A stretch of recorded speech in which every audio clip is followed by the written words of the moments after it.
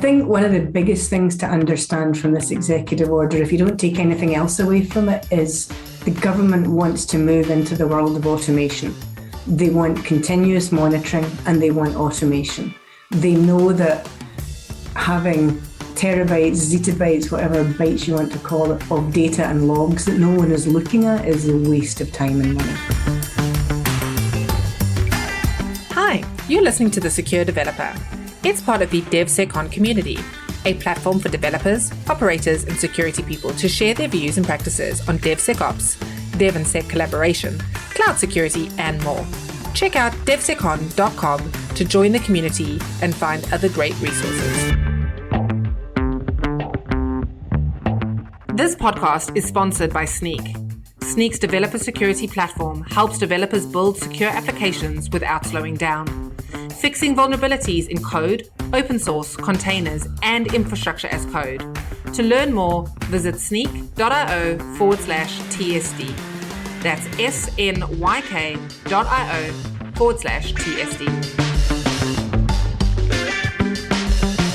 On today's episode, Guy Podjarny, founder of Snyk, talks to Lena Smart, Chief Information Security Officer at MongoDB. Lena has more than 20 years of cybersecurity experience. Before joining MongoDB, she was the Global Chief Information Security Officer for the international fintech company Tradeweb, where she was responsible for all aspects of cybersecurity. She's also served as the CIO and Chief Security Officer for the New York Power Authority, the largest state power organization in the country. Lena is a founding member of cybersecurity at MIT Sloan, formerly the Interdisciplinary Consortium for Improving Critical Infrastructure Cybersecurity, which allows security leaders in academia and the private sector to collaborate on tackling the most challenging security issues. We hope you enjoy their conversation, and don't forget to leave us a review on iTunes if you enjoyed today's episode.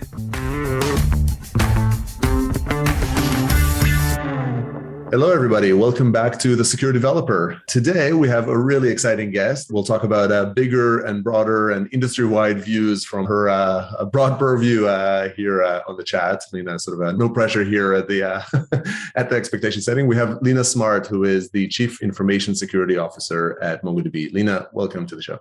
Thank you, guys. Wonderful to be here.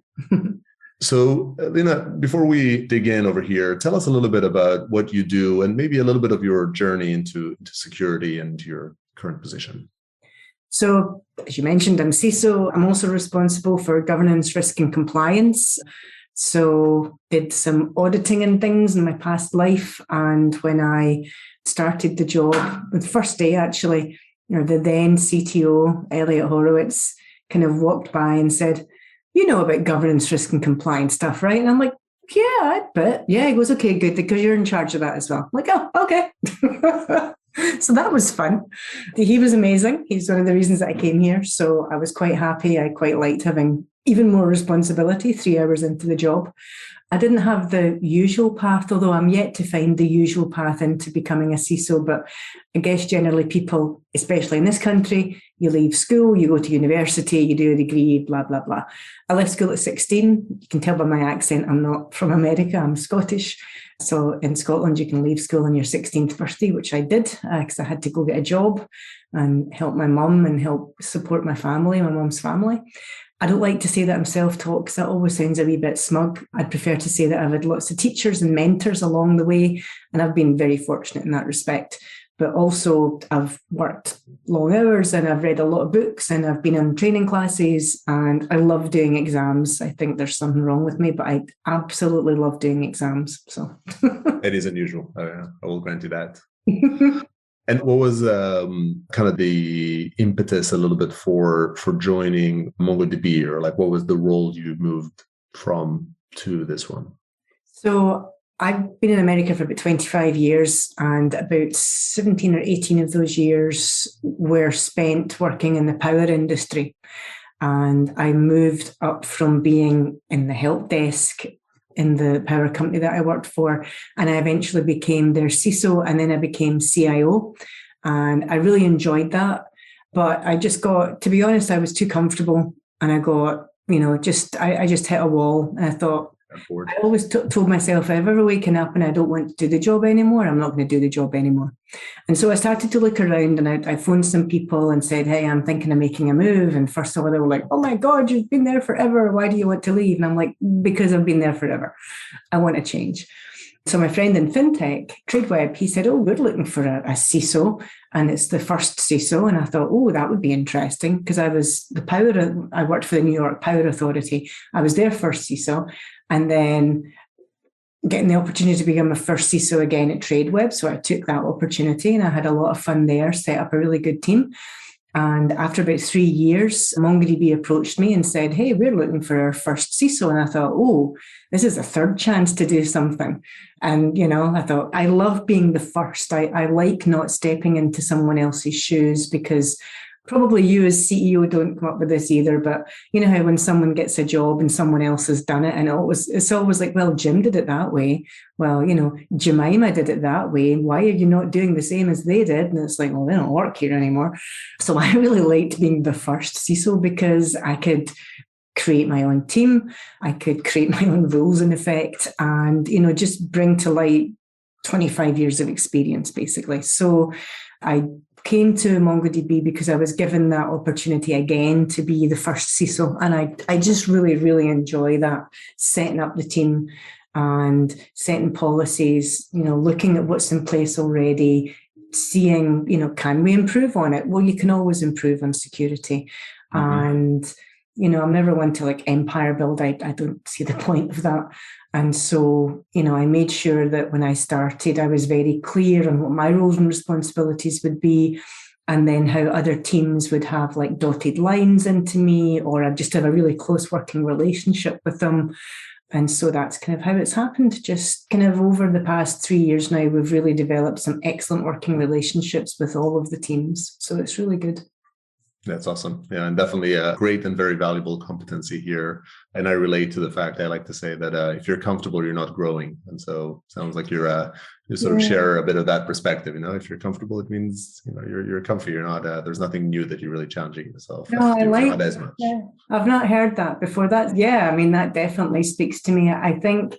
And you know what it's like. So I'll tell you how old I am. I'm 55. I'm an old lady. I don't think I act it. I just ran a marathon last October, which kind of amazed me that I actually finished it. But anyway, that aside, I think that when you get comfortable, you tend to start cutting corners, and you get, you're bored. You're not giving the best that you can give. And one of the other reasons that I joined MongoDB was because of their cultural values. And just a couple of these, be intellectually honest and own what you do. And I loved those two in particular. But I also think I've got a seventh one, and I don't want to sound like Pollyanna or anything, but to me, if you can't give your best every day, always, don't come to work. Phone in sick, take a mental health day, recharge, regroup, re-energize, whatever you have to do. But if you're coming to work and you're just doing it half-assed, you just, I'm just going to turn up for the paycheck. It's obvious to people around you, even though you think it might not be. And it's also catching, it can be infectious. Good stuff's infectious, bad stuff's probably more infectious. It's more insidious. And so I was starting to notice when I was, just looking for that other opportunity, that I just wasn't bringing my A game. And I thought, no, I'm not going to do that. And it didn't last very long, to be perfectly honest. It was days. But I just wanted to get out and just start doing something more fun. And MongoDB was it. Yeah, no, that makes a lot of sense to me. At least, it matches a lot of steps in my journey. Lena, we have a whole bunch of things that I want to sort of pick your brain on and get some of your learnings. The first one I want to dig into is on supply chain security. We've had several conversations about it. You're sort of outspoken around it. Just to kind of get us going, can you give us a little bit of your definition of what supply chain security is? So, yeah, because I like to prepare for these things, because I'm a person who prepares, and I saw your questions, I'm like, oh my goodness, how do I answer this? This is a huge question. But then when I kind of broke it down, that saying, how do you eat an elephant? One chunk at a time. So this is me, one chunk at a time. And I actually wanted to make sure that I was answering this as honestly as possible. So, the whole be intellectually honest. There's so many different definitions out there that what I tend to do is I go back to my government roots and I went back to NIST because I loved their definitions of things. And really, I took what they had defined as supply chain security and distilled it into the elevator pitch version. So here it is. Processes that protect and secure the efficient integration of suppliers to allow commodities to be produced and distributed as planned. I think that, it's a lot of big words and it's a bit of a word salad, but if you actually look at it and digest it, to me, that's exactly what supply chain security is. If you don't have policies in place, it's not going to be efficient. If it's not efficient, you're not going to be able to integrate anything, because if there's inefficiencies, people don't want anything to do with that process. So if you don't have any efficiencies, you don't have any suppliers, you have no supply chain. It falls apart very quickly. So, and also I think that the important word there is, to allow commodities to be produced and distributed as planned. There has to be a plan in place. So, and I know these sound all very matter of fact and common sense, but that sentence, that elevator pitch, probably took me maybe an hour or two of just actually thinking and drawing it out and writing it out and having a clear understanding. I don't know if you've ever read any of Richard Feynman's books, the physicist, but he had this whole thing about where you can choose a topic and you can study it. And the first step is explain the topic to a child. So I wanted to try and explain supply chain security to my mum, who's not a child, obviously, but she's not in security. And I told her this. I said, do you understand what I'm talking about here? And she's like, yeah, I do actually. Yeah. So yeah, I think that's definitely an achievement on it, not knowing your mom sort of her background, but it's a good definition there. And I like the notion of the plan and the sort of the importance of the policies, the words that you're emphasizing. So you chose a bunch of the words actually you didn't scrutinize as the suppliers, for instance, or providers. I didn't quite catch the sort of the exact wording. How do you think about that in the context of software? Like, do you see a difference between those lines as it applies to software that you consume and I think, or sold versus physical goods? So, because what I was taking was supply chain security to me is, I go right back to my power industry days and that, like supply chain visibility would be a subset of supply chain security. And an example of that would be, having built-in transparency in all processes. If you're going to allow buyers, to see all stages of the supply chain. So think of, as I say, I worked for a power company. So we used to build power turbines and we used to have to buy metal from different countries. And we would send our engineers to China or wherever we were buying the steel from. And they would actually go and look at the steel that was going to come into our plants and they would mark it. And then we could follow the actual supply chain of that steel from China to America. That to me is supply chain security. Software supply chain security, I don't think it's a subset of supply chain security. I think it's a different thing altogether because it's a different bunch of people looking after it. You don't generally have developers going to China looking at metal. You don't usually have, production engineers on a turbine looking at code.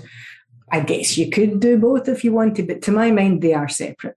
And again, I went back to NIST and I looked at the executive order of 14028, where supply chain security is defined many times. And, the government actually defined there's a pressing need to implement more rigorous and predictable mechanisms for ensuring that products function securely and as intended. And so my definition of software supply chain security would be involving the implementation of rigorous and predictable mechanisms to ensure that software products function securely and as intended. So it's almost mimicking the supply chain security, but for software. That makes sense. That makes a lot of sense because I think the concepts of it are similar. You're sort of consuming it. You need to know the plan of it, and I guess to an extent the pedigree as well, right? You've got the policy, software equivalent of the of those X's on the metal bars. Exactly, and like one of the reasons we use Sneak is because it's, to my mind, a predictable mechanism. I know what I'm going to get at the end of the day from Sneak. There's no guesswork. It's very clear. It's not too complex to use, and it ensures that the products function securely and as intended. And it gets back to when we go back to the supply chain security, when it's kind of hardware in the physical world, allowing commodities to be produced and distributed as planned.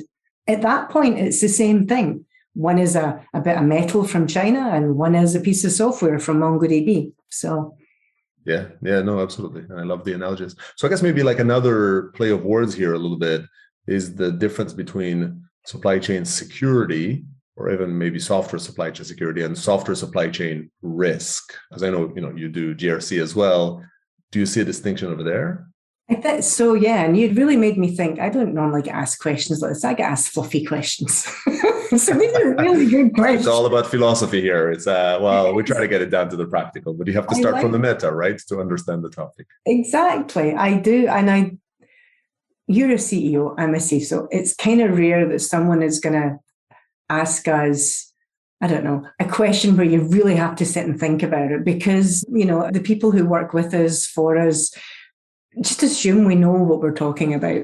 And so sometimes when you're asked something really as basic as what is, security versus risk, you're so used to talking at it, but it's such a high level. When you have to start doing a wee bit of a deep dive, it's good because your brain's getting used and it's like, this is why I'm doing this job. And again, back to the whole Richard Feynman thing, I keep looking up at my wall here because I've got the 4 steps of how to learn something new. And my assistant, Comey, is actually starting to go through some security training, and I'm going to be teaching her the difference between risk and all this kind of stuff. So this is interesting. So what I've said here to answer your question is, and this is just my opinion, risk is derived from an analysis of your software supply chain. That's the fundamental of it. Because I think your question was, how do I see the distinction between software supply chain security and software supply chain risk? Is one a subset of the other? So I've responded with, to my mind, risk is derived from the analysis of this supply chain. You should have performed an in-depth analysis of who does what, when, and then where the risks might arise. And then having identified those risks and basically having, created your heat map, you can then apply a risk rating to them. And that's the usual, likelihood times impact equals risk level. So to my mind, they are different. Security is what's built around the product, and risk is what comes out of it if you don't build your security properly. So yeah, it could be a subset. Yeah, just in a different lens. Yeah, mm-hmm. I think I'm kind of tempted to get here and geek out, but I like your definition, and I've got a whole bunch of other things to sort of ask you further, so I'll proceed. But I think that makes sense. It's about sort of the use of it, and I guess you get into the notion of almost like the risks of not using a component in the process of it. Yeah, maybe. So you've mentioned the executive order from Biden as well, and I know you're also quite active with the IT ISAC.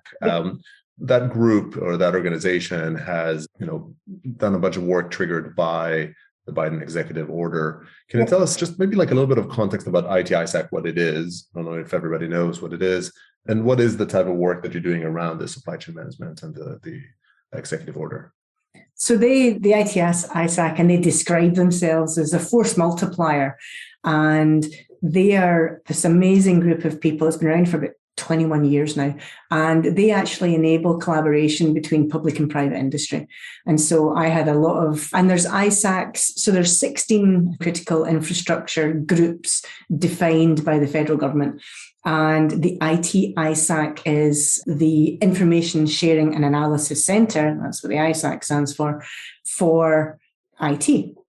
And so I used to be a member of the EISAC, which was the electric sector. And again, it's to do with information sharing.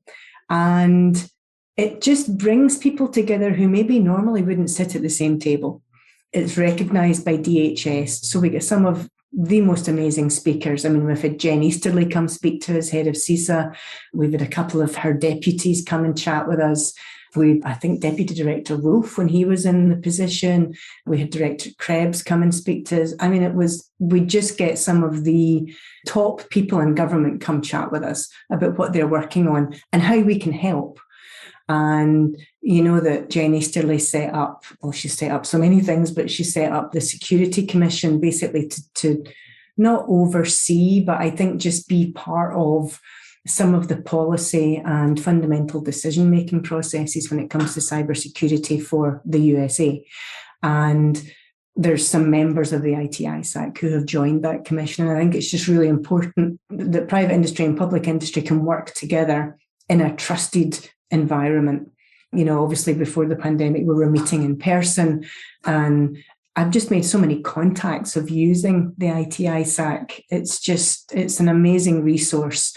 They have little working groups I'm a member of the Supply Chain Risk Management Working Group, no surprise there.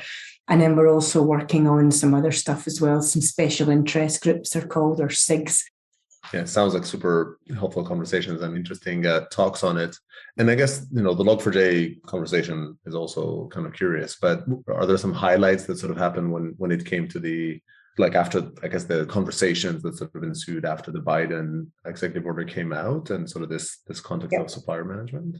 Yeah, so what I did, this goes back to probably my early days as a secretary. I like to take things and put them in spreadsheets and work out how things work and how they're all linked. And so I basically deconstructed the executive order, and I sorted it into work that MongoDB could do and work that the government would have to do. And SBOMs was one thing that kind of leapt out at me as a real opportunity for MongoDB, and not just as a company, but to help the American government, remain and become more secure, because that can only help everybody. And so I think in terms of where we are with the executive order and the ITISAC, we've kind of split it up, if you like. There's little special interest groups working on specific portions of the executive order where appropriate, so that we can start to look at policy, look at the existing policies that are there, map them to things like 800, NIST 800-53 in terms of security. And again, where something already exists, don't reinvent the wheel. So share that information with government, and, away we go. We don't have to spend hours and hours writing policy. Yeah, I think I've had the pleasure of seeing some of that sort of thinking and work, and I think there's a lot of depth in it. And I know that we spoke about sort of, Snyk and MongoDB, where we can collaborate, sort of, play a role to kind of help, whether it's guide or provide some help around this. A lot of that component talks about the importance of sort of storing the SBOM, these sort of software bills and materials. Can you talk a little bit around sort of digging into that a bit? Like, how do you see that flow and the importance of capturing or sort of, handling that sort of data exchange around the SBOMs? I think one of the biggest things to understand from this executive order, if you don't take anything else away from it, is the government wants to move into the world of automation. They want continuous monitoring and they want automation. They know that having terabytes, zettabytes, whatever bytes you want to call it, of data and logs that no one is looking at is a waste of time and money. And so that's the main thing that I got from that EO was, not only does the government want to move into the cloud, so they're going to have to start expediting the FedRAMP process, but they also want to make sure that they're going to do it right. They're going to look at zero trust. They're going to look at the SBOM process. And then I think stepping back and looking just at the SBOMs, which is something that is just fascinating to me.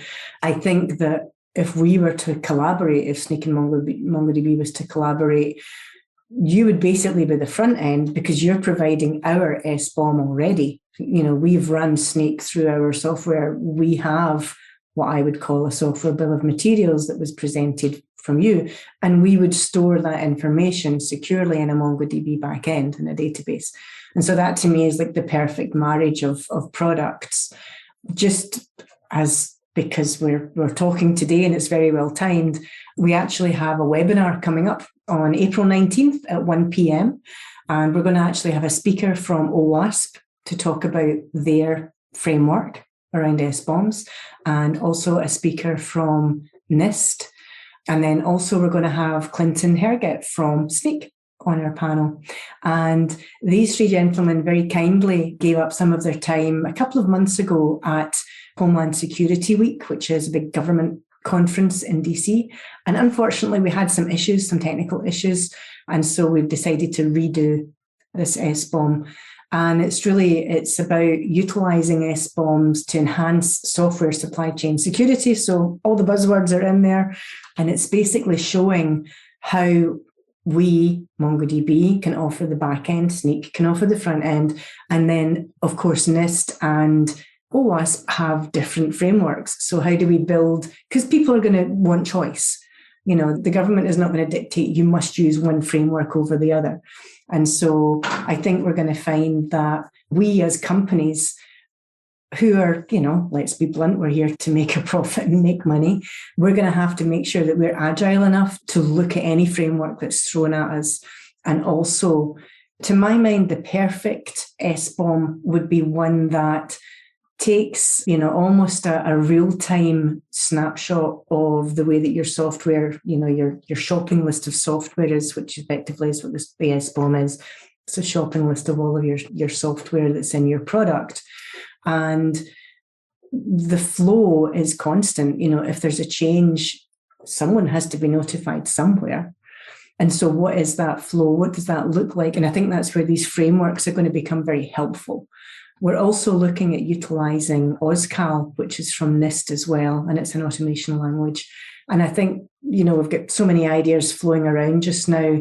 Say we are working with your product folks at Snyk to see where the best collaboration would be. And I think the first thing is going to be, building and showing what we as two companies are doing to create our own SBOMs, how we're storing them and how we're sharing that data.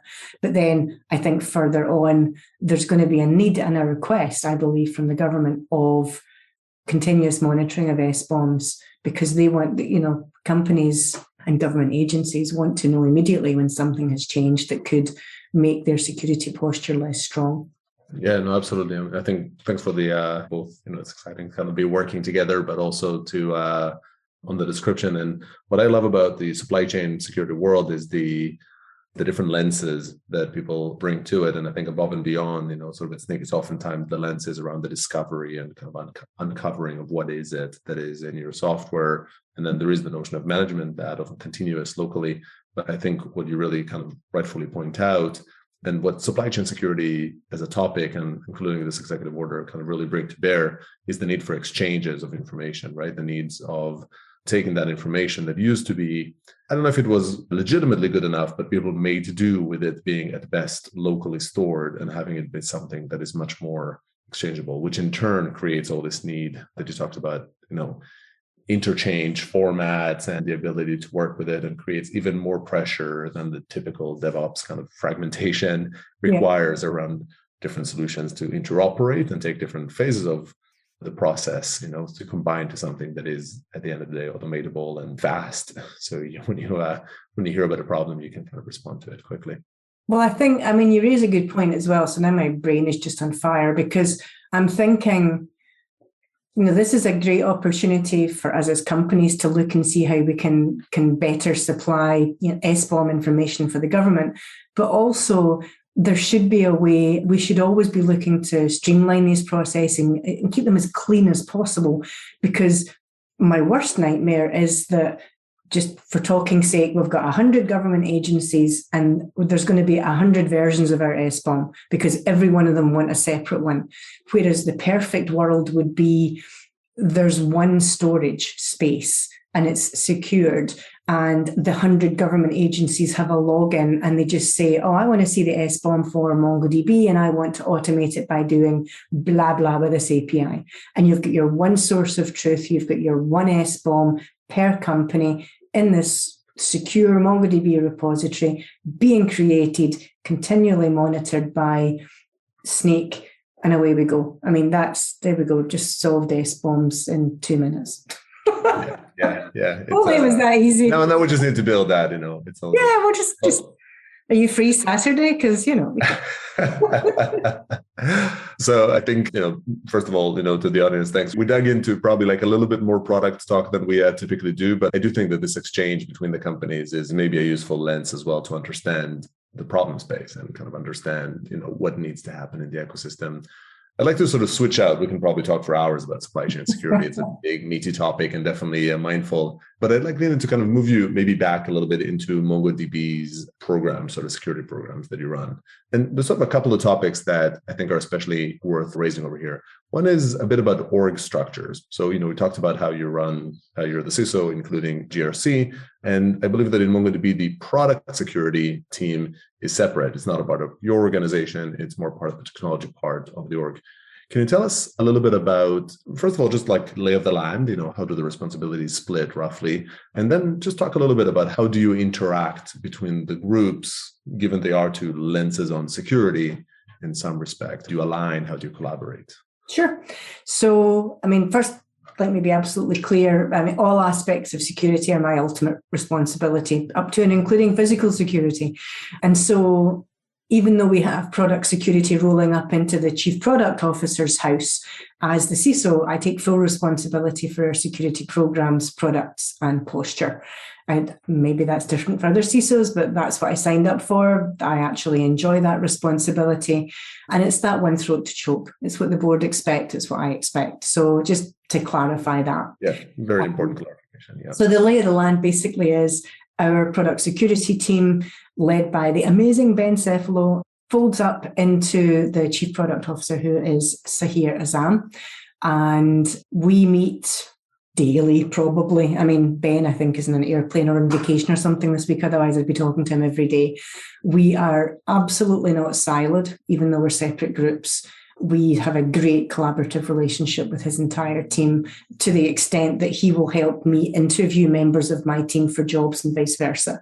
So, we're on the same interview panels.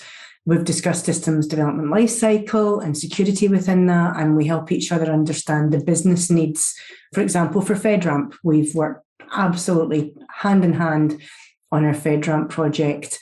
I think, and I know this is not the same for all companies, this is my opinion, I think having two separate teams that work very closely together is better in some ways for our business, because the head of product security, Ben, can focus completely on that task. And, he's going to report his findings into the chief product officer. So we're able to shift very quickly if a customer requires a security tweak for our products, for example. It's not to say that we're not going to have the same level of agility if that team was under me, but I just feel that the product security team's focus is solely on the security of our customer-facing products, and that gives our customers the white glove attention that they expect. And I wouldn't like to think that would be diminished if they did move under me, but to be honest, I don't see the need. I said at the beginning, I'm not an empire builder. I never have been. I prefer, if something is working, why break it? If it's not broken, you don't need to fix it. And I just really enjoy the relationship that, that Ben and I have. There's a whole team under him they're just fantastic. And we actually had one person move from my team into product because we felt that would be a better fit. Ken White, our cryptographer, another genius. We took the business decision that he would be better placed and would probably have better career opportunities in what he was doing to move over into product. And I like that as a company, MongoDB actually encourages moves like that, lateral moves, where if you're maybe stymied in what you're doing, or you just want to do something a wee bit different, there's always these opportunities to move within teams as well. Yeah. And do you find, if I go off script here for a sec, do you find the measurement changes when you think about the two organizations, when you're ultimately responsible for security risk? And so to an extent, you need to encapsulate whatever metrics, whatever measures of security that come from product security into yours as well. Do you almost like quantify or assess, security programs, security risk that's involved the same way between the groups? Do you need to? No, it's under the risk organization. And this is where it's a very matrixed organization. It's a very matrixed company. And so GRC reports into me, but they, their reach is wide. They meet with our product people. We have a kind of formal quarterly meeting, but our security folks and GRC folks are talking with the product folks on a daily basis. So, we basically treat product security and product risk all under my umbrella. And do you think there's any downside to this split? I can see the upsides. Also, past conversations talked about the maybe greater affinity. You were alluding to it as well, rolls into the chief product officer, which is in charge of a variety of other aspects of the product. So as you said, you can more easily adapt and sort of build security capabilities in it. As long as the collaboration between the two of you works, do you think there's any downside? They might be outweighed by the upsides, but are there any downsides to this split? No, I'm really enjoying your questions. And as I said, I did want to prepare properly for these. So I have been giving these a lot of thought. And short of me being an absolute control freak, and yes, ideally, I would love everyone to report into me, then, no, I'm just kidding. But I am a control freak. I really couldn't think of a con. I think we have such a good working relationship with these folks. I can see where maybe if it was a different makeup, if it was different people who wanted to just do their own thing and be left alone and not have to talk with the CISO in our team ever, yeah, that could be tricky. But I think the fact that we've got such, a culturally aware company, and especially within product and product security, customers are first. And really, a lot of the calls that I'm on with our customers, and I'm sure you get brought into these as well, our customers just want to be reassured that we're working together, that we're collaborating, and that there's openness and transparency. And we have that already. So, I don't think there's any need for these folks to move under me. That's awesome. So super interesting on the product security split on, and it sounds like it's working well. I guess it always comes down to people. Maybe let's talk about maybe some other security programs or work that you're doing. Specifically one that I've been hearing more about is your Security Champions program. So, we hear a lot about security champions in this podcast, but typically it comes basically under that sort of product security mantle. They're talking about security champions in spots that are very like AppSec minded. And I think yours is a bit broader. So can you tell us a little bit, first, what is this program? Tell us a bit about its history, and then we'll dig a little bit about effects.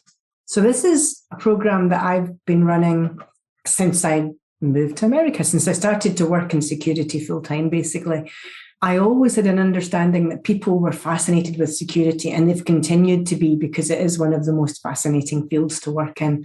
But it's really hard to get into it because for some reason, it just seems difficult for people to break into security sometimes. And I wanted to break that boundary. I wanted to break that barrier. And so when I joined MongoDB, probably 6 months after I joined, which was 2.5 years ago, I thought it would be really good to have a security champions program. And we did start one, and we had probably 20 or 30 people join it. I think Ben from our communications group, I think he was one of our first people to join it, which was great because that then helped to get the word out. But then COVID hit, unfortunately, obviously 2 years ago. And so we put it on the back burner. And we decided we'd take a wee look at it when things were less up in the air. And so probably a year ago, we realised, look, COVID's here to stay for a while, unfortunately. We're going to just work our way through this, and we're going to start the Security Champion Programme again, SCP. And we did it properly. We got buy-in from the top. I had Dave Itticheria, our CEO, announce at one of our all-hands meetings that we were restarting the Security Champions Programme. And he was encouraging people. Again, they're volunteers, and they had to have their supervisor's permission to join. So that was the two kind of prerequisites. You have to volunteer. Nobody can make you join it. And if you do want to join it, your boss has to say it's okay. So it started properly about a year ago. We hired a full-time person. His name is Felix, and he runs the program for us. We now have over 90 volunteers in the company, about to hit 100. So we're going to have a special prize for that person. Our volunteers, our champions, spend about 2 hours a week. That's the minimum expectation to learn about security and to continue to learn. And we have monthly security-related meetings. We have a whole education program around it. We have folks who are super, super duper technical, and we have people who are learning right at the beginning of their career about security. And it's quite interesting bringing those groups together, because people who live and breathe security 24/7 sometimes have a very myopic view of the world, and people who are just coming into it have got all these ideas that we wouldn't have even thought about. It's like, wow, this is amazing. We have hackathons, we have movie nights, and basically we see these security champions as our eyes and ears for their group and their department. So it's a really compelling kind of a mindful of security mindset and permeating those. And clearly you're sort of getting an allocation of a couple of hours. By the way, are they kind of doing those 2 hours above and beyond their day job, or is that where the boss approval happens of this being that's generally why we ask for approval, because if the person is like doing 40 hours a week of hardcore coding and their boss is like, there is no way you're going to have 2 hours extra to give up on this, then that's setting expectations. I don't think we've had anyone who's been told they can't join. So people are either making time for it themselves, and we do try and accommodate meetings. We do try and have them at lunch times or evenings, or when things are not a little bit of your time, really, you're volunteering, but accommodation from your manager on it. And do they have any formal, beyond thinking about it, learning about it, and maybe the sort of serendipitous sort of insights that they would offer, do they have any actual kind of different security responsibilities in their teams? Are they the kind of the representative of their team to the security team, or is there sort of official role that they take as well? I wouldn't say official, because then we get into the whole HR thing. I would say it's more a trusted source. So we see the champion as a trusted source for their group, and they help define and maintain our security program. So just to give you an example, we do phishing, as everyone does. And, the first couple of phishing emails we sent out, they were rubbish. It was so obvious they were phishing, and, some people clicked on them because some people click on everything.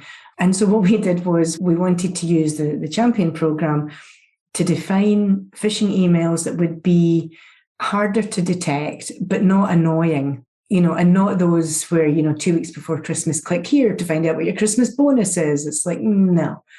We want it to be, culturally sensitive, and for people to have an awareness that if they clicked on the email, bad things could have happened. But we didn't want to talk down to people. We didn't want to make it too technical or too simple. And so to get that balance, we basically said, okay, it's a competition, security champions, whoever comes up with the best idea for the phishing email, we gave them an Amazon gift voucher or something. And we got some brilliant suggestions, and we ended up using 2 of them. And, some of the metrics that we can use are the click rate going down? And we've found that it is, which is good. But you have to very much temper that with what email have you just sent out. Is it in fact just a slightly easier one than the last one that less people are going to click on? Or is the Champions program actually helping make it more obvious that people shouldn't be clicking on links? It's one of these really hard metrics. So it's like, if more people click on the email, it was a really good phishing example. And if less people click on the email, was it just too simple? Or are people actually getting the message not to click on things? We could do a whole talk on phishing as well. Yeah, no doubt. And on measuring security, which is its own kind of worms of what would have happened.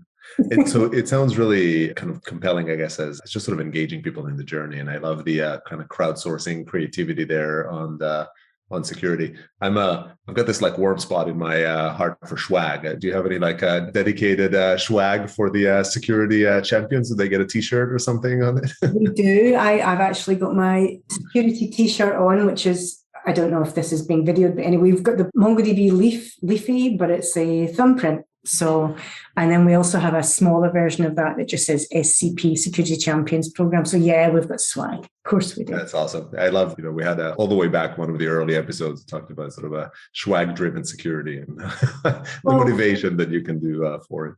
And it's not just swag. I mean, this is actually enabled, I think it's 2 or 3 people now have actually moved from their job within MongoDB into the security team or into the governance, risk and compliance team, because they really enjoyed what the program was doing. They had a good understanding of the business. And for me to take a person who's got 5 years experience of working in MongoDB and understands their area of the business, for me to teach them security or GRC, it's going to be an awful lot easier than bringing someone from the outside in. So we're using this also as a feeder program for people who want to work in security or GRC within MongoDB. Yeah, that's amazing. Sounds super practical and helpful and drives diversity and other goodness on it. So thanks, Lena. There's probably, again, I could probably kind of pick your brain here for a long while, but I think we're kind of running out of time. So I have one final question that I'd like to ask every guest joining in, my open-ended question, which is, say you had unlimited budget and resources to tackle one sort of industry problem, so security, presumably. What would that be? And I guess if you have it, and you want to share, which direction would you take to try and take it on? So, I think the biggest bugbear for me is passwords for everybody in the world, not just for people in security. And I did do some research on this. So what I'd want to find is a wearable that holds all my passwords securely, and it can be scanned or used via an app, but it's not a big, ugly NFC ring, because I've looked at those rings and they're ugly. I don't like them. So something elegant that will hold my passwords. Very pragmatic, and the problem that we can all relate to as they explode in quantity and yeah, I don't know. Obviously, if we could have solved the passwords thing, we'd be bajillionaires and would be lying on a beach somewhere. It's all good. It's always good to sort of point to a problem, and at the very least, maybe there's some good product ideas that come out of it. Lena, thanks for coming onto the show and sharing all these great learnings and insights. Thank you. And thanks everybody for tuning in, and I hope you join us for the next one. Thanks for listening to The Secure Developer. That's all we have time for today. To find additional episodes and full transcriptions, visit thesecuredeveloper.com. If you'd like to be a guest on the show or get involved in the community, find us on Twitter at @DevSecCon. Don't forget to leave us a review on iTunes if you enjoyed today's episode. Bye for now.